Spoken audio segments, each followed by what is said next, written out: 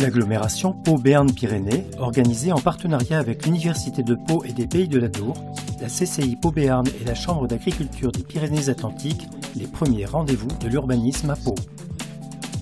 Du 18 au 22 septembre 2017, intervenants, élus, enseignants, étudiants et publics ont échangé autour du thème « Ville intermédiaire, ville d'avenir ». Le principal enjeu de ces rencontres est de nourrir la réflexion autour de l'évolution des villes intermédiaires, avec bien entendu en ligne de mire l'évolution de l'agglomération paloise elle-même. Ville frugale, ville en archipel, modèle de la Slow City, rôle des nouvelles technologies, agriculture, prospective, paysage et patrimoine, urbanisme et enfance, c'est un tour d'horizon très vaste qui a été proposé aux participants de ces journées. Les rencontres ont investi des lieux très divers, universités, médiathèques, salles de spectacle, et aussi des endroits moins attendus, cafés, centres d'art contemporain, anciens bâtiments industriels réhabilités comme le moulin Heide dans le quartier Rive des Gaves, l'usine des tramways, et l'ancien bâtiment de la Cernam qui vient d'être couvert de fresques par un collectif d'artistes.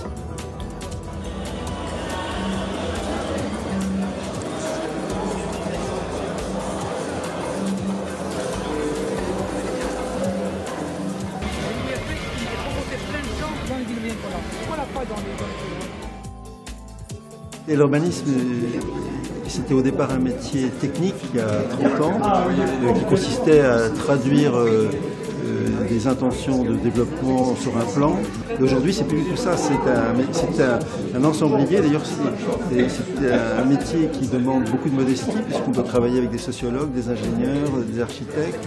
Certains disent que c'est extension du domaine de l'urbanisme. Bien sûr, quand on s'étend, il ne faut pas se perdre, donc il faut se articuler avec d'autres compétences, qui est le contraire, si vous voulez, d'un architecte visionnaire qui, lui, va concevoir ce qu'on faisait il y a 50 ans. Le Corbusier, dans sa tête, il concevait une ville, il la projetait, tout le monde s'alignait sur sa vision. C'est fini, ça. C'est complètement terminé.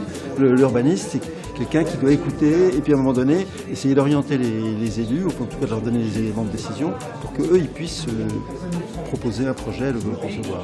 Alors, on parle plus souvent, finalement, de ville moyenne que de ville intermédiaire, mais intermédiaire a un sens, puisque intermédiaire, c'est le côté entre deux, et c'est aussi le côté qui fait du lien.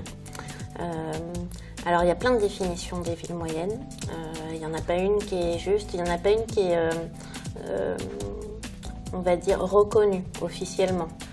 La définition la plus classique, c'est un mélange entre la taille de population et les fonctions de la ville moyenne. Donc en gros, 20 à 100 000 habitants et des fonctions de centralité. Les villes moyennes, c'est aussi le second niveau d'armature urbaine de la France. Le premier niveau étant les grandes villes ou les métropoles.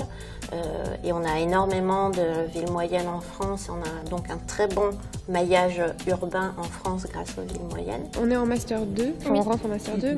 C'est pas vraiment urbanisme, c'est aménagement du territoire et développement durable. Et on fait de l'urbanisme à l'intérieur. Ce que je retiens, c'est que l'urbanisme, c'est vraiment pas juste quelque chose de technique. Il y a vraiment énormément de réflexions différentes autour, et donc c'est intéressant. Qui peut parler à tout le monde en fait, qu'on soit d'une réalité ou d'une autre, d'une profession ou d'une autre, mais en fait ça parle à tout le monde. Il y a eu plein d'intervenants d'horizons différents. Là on vient juste de parler justement des enfants. Enfin, ça a changé totalement de ce qu'on a pu voir aussi dans la semaine, donc c'était assez varié. On a eu de tout, on a eu des agriculteurs, des philosophes. En fait c'est pluridisciplinaire et surtout c'est la réalité, enfin, c'est juste la vie. Moi j'ai beaucoup aimé aussi l'intervention de Monsieur Chapuis parce qu'il nous demandait, il voulait qu'on ait vraiment une réflexion sur l'habitant. Parce que c'est l'habitant qui... il a même dit cette phrase, on habite une ville, on n'habite pas un PLU ou un PLH ou tout un document d'urbanisme. Mais vous avez vu, les maires, ils ont tout de suite réagi très bien en parlant de leur commune. Et quand un maire parle bien de sa commune, qu'il a un récit sur sa commune, il n'a pas de problème dans la métropole ou dans l'agglomération, parce qu'il part d'un matériau en fait. La difficulté, c'est de comprendre ce que les gens disent, les écouter, pas les entendre, les écouter, et après on explique pourquoi il y a telle chose que l'on fait ou telle chose qu'on ne fait pas. Je suis le maire d'une petite commune de 2000 habitants, de ce genre de petite commune qu'on dit rurbaine, périurbaine, victime de l'émiettement urbain, bon bref. victime de quelques erreurs dans le passé que l'on fait en urbanisme. Et ce que j'ai appris cette semaine, c'est qu'il n'y a pas la vérité, il n'y a pas la vérité. Je crois qu'il y a plusieurs vérités et que la vérité qu'on voit dans les petites communes, elle est finalement pas si mal que ça parce qu'on a quand même su garder une qualité de vie, un cadre de vie.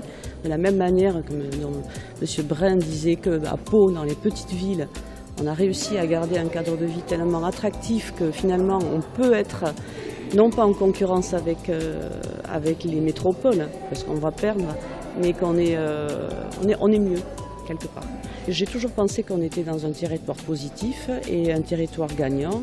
Et ce que j'ai entendu ce matin, toute la semaine en fait, m'a conforté dans cette idée. Et puis surtout que là, on fait un PLUI intercommunal, c'est clair. On devrait dire un PLU communautaire parce que l'urbanisme, c'est aussi de la solidarité. Et je pense qu'on est sur la bonne voie et que cette semaine, avec tous ces intervenants de qualité, a contribué vraiment à nous éclaircir un peu les idées. Ça m'énerve quand on dit la ville durable, la ville numérique, la ville je sais pas quoi. La ville, c'est des êtres humains.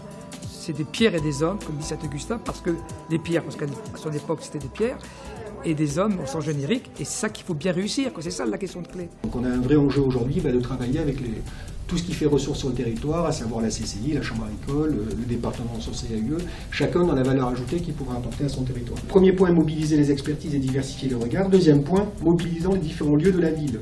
Instituer et en devenir du savoir, l'université et de la convivialité, le café philo, mais aussi urbains, périurbains et ruraux, pour mobiliser aussi toutes les composantes spatiales et territoriales et inscrire la reconversion des lieux dans l'imaginaire. Notamment, ça c'est l'expérience dans la SRNAM qui permet, en s'appropriant certains lieux à devenir, de commencer à construire un imaginaire. Les plans locaux d'urbanisme intercommunaux sont en construction. C'est à l'horizon de décembre 2019 qu'il faudra les livrer, c'est-à-dire dans 2 ans. Et par rapport au travail très avancé sur le zonage qui a été fait, justement les ajustements doivent se faire en fonction de données concrètes et d'une projection sur demain. C'est pour ça que ces rencontres sont totalement pertinentes. Alors, il y a une deuxième chose qui est fondamentale, indépendamment de la réglementation en matière de construction, c'est le projet de ville pour demain. Et c'est là que ces villes intermédiaires de l'ordre de 50 à 150 000 habitants sont une modélisation qui, à mon avis, va développer dans les années à venir un attrait très fondamental vis-à-vis des populations. Le règlement, l'urbanisme, c'est des preuves, on peut faire ceci, on peut faire cela. Mais l'histoire, ce sont des traces. Et nous devons continuer la trace qui a été faite jusqu'à aujourd'hui pour conduire la ville de demain en harmonie vers son futur totalement immergé dans son époque.